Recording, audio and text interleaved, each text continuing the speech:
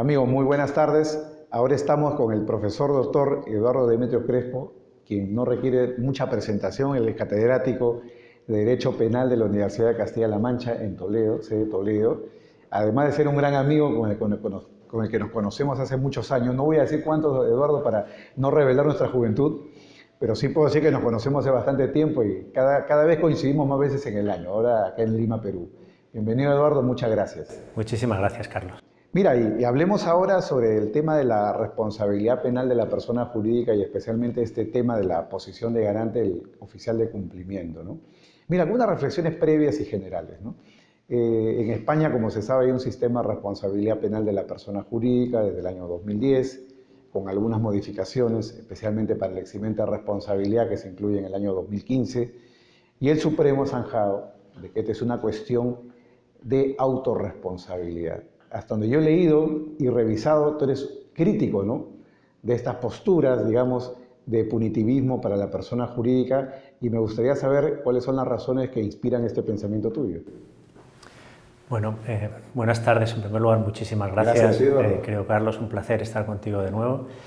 Y sobre tu pregunta, la verdad es que procuro no tener, digamos, una barrera mental a priori, ¿no?, en contra de la responsabilidad penal de la persona jurídica, pero lo cierto es que hasta donde alcanzo a leer sobre la materia, en la que se está publicando muchísimo, bueno, pues las razones que se han esgrimido hasta la fecha a favor de los modelos de autorresponsabilidad o de heteroresponsabilidad, personalmente no me terminan de convencer. Y el punto en el que estoy ahora, que es un punto abierto a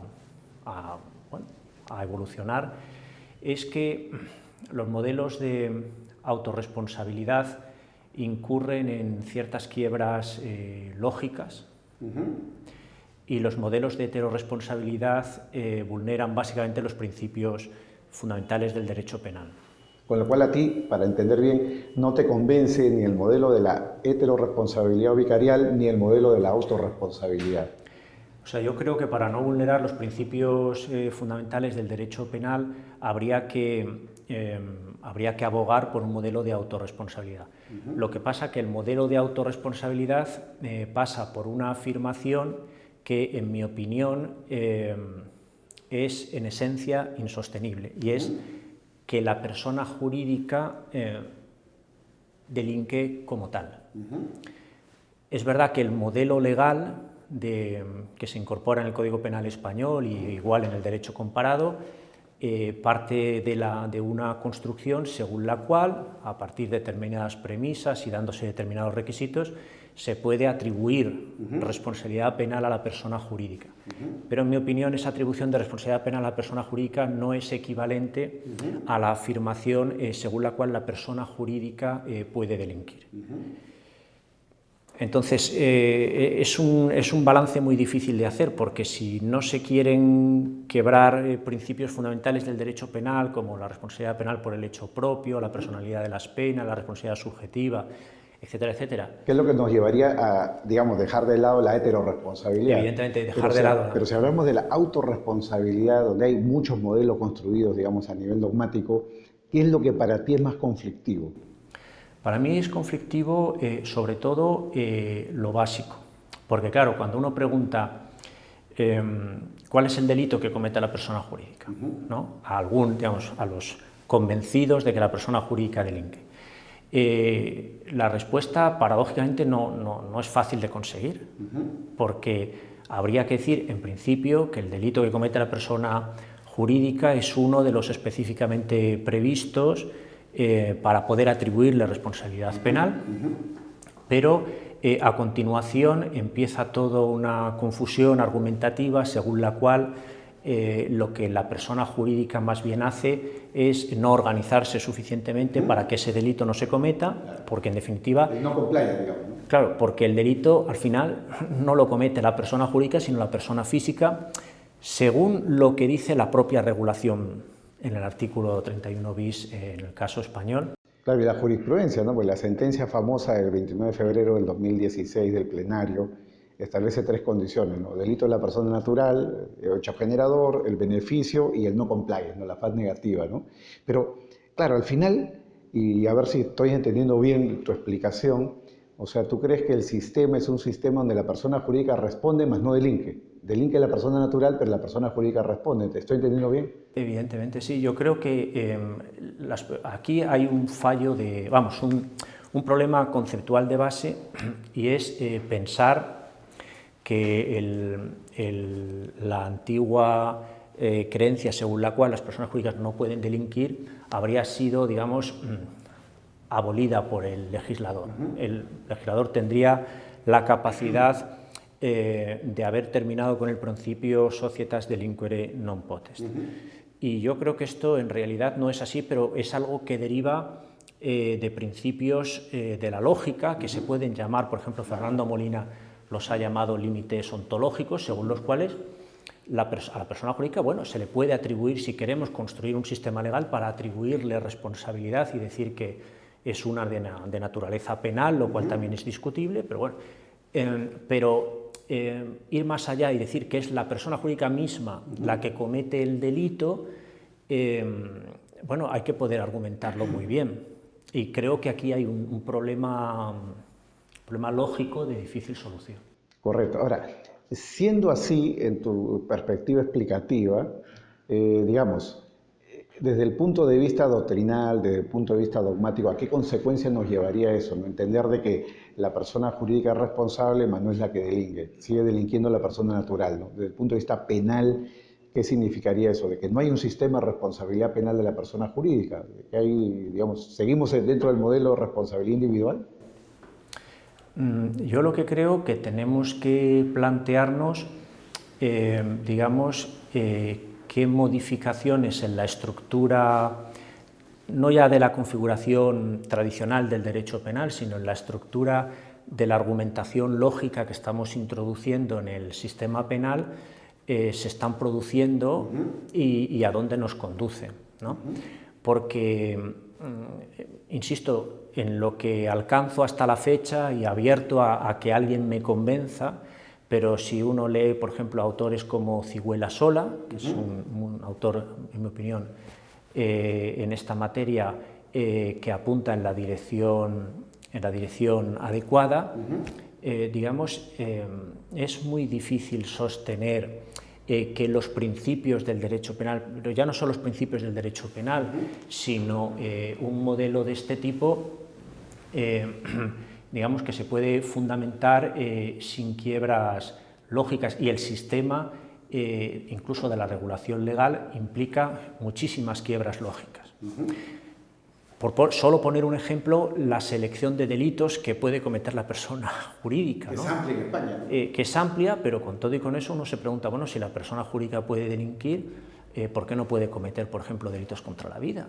Y no hay ninguna explicación pasaría en Inglaterra o Estados Unidos, ¿no? Razonable para eso.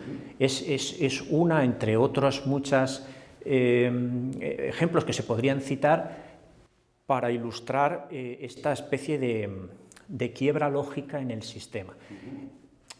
En el fondo, el problema es si la discusión no debiera encauzarse más que por la vía dogmática, que creo yo que es un camino en este ámbito más o menos, digamos, obstruido, y que es muy difícil avanzar en un sentido o en otro, sino más bien una discusión en el plano político-criminal. Es decir, queremos establecer, porque entendemos que es conveniente, que haya un sistema legal que llamamos penal de responsabilidad de las personas jurídicas, y queremos que sea así, ¿verdad? Porque es necesario, con carácter preventivo, para intentar que de esta forma, a diferencia de la situación anterior, la delincuencia que proviene del ámbito empresarial se reduzca. Y luego someter esa premisa a verificación, si realmente es así o no. Y concatenando con ello, mira, a propósito de un tema de tu especialidad, ¿no? Que es el tema de los delitos de omisión y responsabilidad, digamos, de los directivos de la persona jurídica. ¿Por qué, desde tu punto de vista, cuando discutimos el tema en el ámbito de lo que son los directivos de una persona jurídica, hablamos de la posición de garante del empresario, la posición de garante del directivo, eso que son argumentos para la imputación a nivel del tipo, imputación objetiva, porque cuando llegamos a la persona jurídica y hablamos del deber de la persona jurídica de no delinquir, o el deber, digamos, de permanecer en compliance para evitar este tipo de delitos a su interior, ¿por qué a nivel doctrinal esto se reparte entre quienes defienden que este es un problema de tipicidad y quienes defienden que este es un problema de culpabilidad? ¿O tú crees, desde tu especialidad, con los estudios que has hecho sobre el tema de la posición de garante del empresario, que este es y debe seguir siendo, en el caso de la persona jurídica, un problema de imputación al tipo? Sí, es muy buena pregunta y es una de las preguntas que además tiene también, de las cuestiones que tiene su reverso procesal, que indica la enorme confusión que hay en este terreno. Porque, en definitiva, no se sabe qué comete quién y qué hay que probar, en definitiva, que comete la persona física o la persona jurídica, ¿no? Porque, evidentemente, cuando se discute si los programas de cumplimiento normativo, cuya completa configuración en todos sus elementos llevaría a la exoneración de responsabilidad penal de la persona jurídica, es algo que debe analizarse en la culpabilidad o es algo que forma parte de la tipicidad, ya denota que no hay una respuesta dogmáticamente clara a la pregunta fundamental, y es ¿cuál es el delito que comete la persona jurídica? Porque si estamos diciendo que la persona jurídica comete uno de los delitos específicamente previstos conforme al sistema de numerus clausus, en virtud del cual podemos atribuir responsabilidad penal a la persona jurídica, pues no cabría duda de que la responsabilidad de la persona jurídica desde el punto de vista de la tipicidad no es no organizarse suficientemente. Y todo lo más podríamos considerar en el marco de la imputación objetiva, del establecimiento de una relación de riesgo entre la conducta y el resultado, algún tipo de papel en ese marco que tú has trabajado muy bien, a la correcta configuración de un sistema de cumplimiento normativo. Pero no estaríamos discutiendo si es un elemento del tipo, ¿verdad? Claro. Entonces, yo creo que esto acontece precisamente porque las preguntas básicas, tales como cuál es la conducta que comete la persona jurídica, no está clara, porque en ningún sitio se tipifica, aunque se ha intentado introducir indirectamente una obligación, en el caso del Código Penal español, de indirectamente, ha habido un intento de tipificar, creo que fue en el artículo 286 sexties, una obligación de este tipo que conduciría a la obligatoriedad de adoptar sistemas de cumplimiento normativo, pero que luego después se eliminó precisamente porque no se veía claro, pero tal cosa no está tipificada en ningún sitio, ¿verdad? Que sea delito no organizarse suficientemente. Claro, que es lo que pasaría en Inglaterra, ¿no? Donde hay regulación, especialmente la UK Brevery Act y la UK Financial Act, para casos de evasión tributaria, donde hay un delito consistente en no organizarte en compliance, ¿no? Que sería ahí un delito prácticamente de omisión, ¿no? Eduardo, dos cuestiones finales. La primera tiene que ver con este problema relativo a la imputación de la persona jurídica y la prueba, ¿no? Desde tu punto de vista, ¿cuáles son las claves a tomar en cuenta para valorar la idoneidad del programa de cumplimiento? ¿Qué es lo que tú crees que es lo más importante, lo más resaltante ya a nivel penal procesal, ¿no? A ver, yo sin ser, digamos, un experto en la materia, me atrevería a decir que uno de los elementos clave es que el órgano de cumplimiento tiene que estar dotado de todos los recursos y las posibilidades de autonomía suficientes como para poder implementarlo con independencia del Consejo de Administración dentro de la empresa. El compliance officer.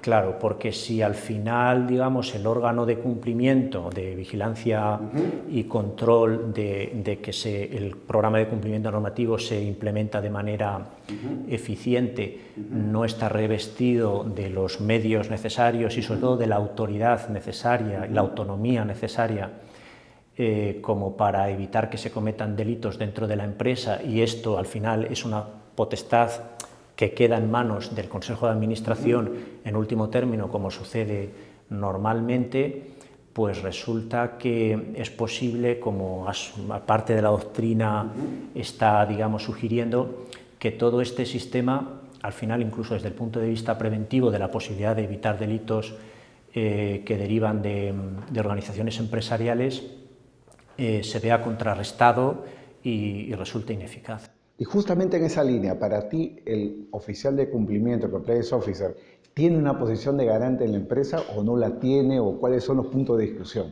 Curiosamente, el compliance officer, de acuerdo a su configuración general, no es garante como tal de la evitación de hechos delictivos dentro de la empresa, pero puede llegar a serlo dependiendo de cómo se hayan configurado la delegación de competencias que el Consejo de Administración deriva en esta figura. Claro, porque finalmente el oficial de cumplimiento no es un policía, el oficial de cumplimiento es el encargado de prevenir, pero de ahí a decir de que es el responsable de la evitación de todo tipo de delitos al interior de la persona jurídica, implica un ámbito de competencia muy amplio y a la vez muy específico. Amplio en el sentido de que el compliance abarca diferentes ámbitos de la empresa, y específico en el sentido de responsabilizarlo ya incluso penalmente, ¿no?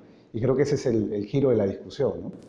Sí, además se corre el riesgo de convertir a esta figura en una especie, ¿verdad?, de instrumento en el cual hacer recaer en último término la responsabilidad frente a la configuración tradicional, en virtud de la cual quienes responden por la no evitación de delitos cometidos por los subordinados dentro de las organizaciones empresariales son, en definitiva, los superiores jerárquicos, los directivos, allí donde se pueda encontrar, digamos, la infracción de un deber de vigilancia del foco de peligro que se ve desestabilizado y que no es, digamos, controlado suficientemente en orden a la evitación del delito. Y Eduardo, yo aprovecho, tengo el deber moral de hacerte la siguiente pregunta, ¿no? Tú que tienes la tradición salmantina, estudiado en Salamanca, te has doctorado en Salamanca como yo, y somos cultores de la política criminal desde la época de Pedro Dorado Montero, ahora muy estudiado por Laura Pascual en su trabajo sobre la historia, vida y obra de Dorado Montero. Te tengo que preguntar lo siguiente. Cuando publicamos acá tu libro sobre culpabilidad y prevención en el año 2008, tú decías algo que hoy en día no es tan claro, o sea, es claro para los juristas, pero no es tan claro en la práctica, ¿no? Que es mejor tener una solución dogmáticamente incorrecta, pero político-criminalmente correcta, ¿no? Es decir, una preferencia por la política criminal frente a la solución dogmáticamente correcta. Y la pregunta es esta, ¿no? Esta discusión en la que hemos vivido en los últimos 30 años en torno al funcionalismo radical, funcionalismo moderado, si sigues a Yacos o sigues a Roxin, ¿es una discusión para ti que, visto en el tiempo y en perspectiva, fue relevante? ¿O es una discusión como aquella que hubo en los años 60, 70 entre finalistas y causalistas, que finalmente terminó en derivar en que todo eso no servía de nada y se dio paso más bien a modelos normativistas? ¿Qué es lo que tú piensas, ¿no? Ya tratando de hacer un análisis en el tiempo, ¿no? Considerando tu tradición de defensa de la política criminal como base del derecho penal, ¿no?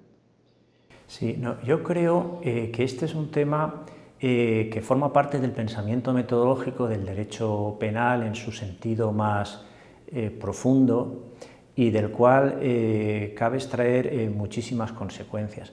Así que yo creo que no ha sido una discusión en absoluto baladí, como tampoco lo fue la contraposición entre causalismo y finalismo. Yo creo que a la hora de analizar la relación entre dogmática y político-criminal no cabe defender, digamos, una solución de preponderancia de la política criminal frente a la dogmática, ni a la inversa. Visto con cuidado, por ejemplo, una idea muy atribuible a Klaus Roxin, no puede defenderse una premisa político-criminal que sea dogmáticamente insostenible, ni tampoco puede seguirse un sistema dogmático hasta sus últimas consecuencias si me lleva, digamos, a resultados que desde el punto de vista axiológico, valorativo, teleológico, político-criminal, es incompatible con los valores fundamentales del sistema democrático, de la Constitución. Hay una especie de vasos comunicantes entre ambos aspectos y así hay que verlo. Y en este orden de cosas, sobre la pregunta concreta sobre funcionalismo moderado, funcionalismo radical, en realidad creo que sí que tiene consecuencias. Bastantes consecuencias, por ejemplo, en el ámbito del derecho penal económico de la empresa son muy claras, porque la tendencia en el marco del normativismo funcionalista, es decir, a mí me gusta contraponer normativismo a ontologicismo causal y final. Bueno, pues normativismo, una visión normativista que tiene muy distintas variables, digamos, la que llamamos moderada es más bien de corte teleológico, axiológico, con ventanas abiertas, y la de carácter más funcionalista o sistémico, con ventanas cerradas, muy autopoético. La tendencia en este último ámbito es a allanar los problemas, no a resolverlos. Y eso, lo que en el ámbito del derecho penal económico y empresarial, teoría del delito, autoría y participación, por ejemplo, se ve con bastante claridad, donde se admite todo tipo de formulaciones. Solo por poner un ejemplo, la coautoría vertical, sin ninguno de los requisitos clásicos de la coautoría, resulta, en mi opinión, problemático.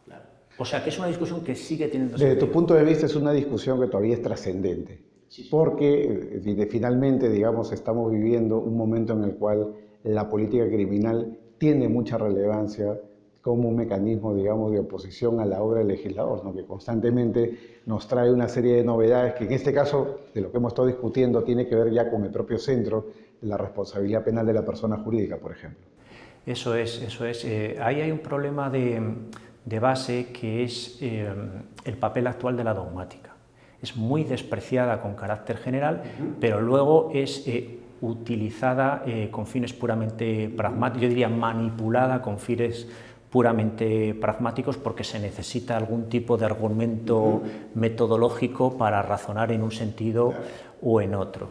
Y entonces ahí la gran discusión, que la refleja muy bien Silva Sánchez en sus Fundamentos de Derecho Penal de la Empresa, es qué papel sigue jugando la dogmática, o si como construcción general, como método general, o si por el contrario está corriendo, digamos, el peligro de disolución en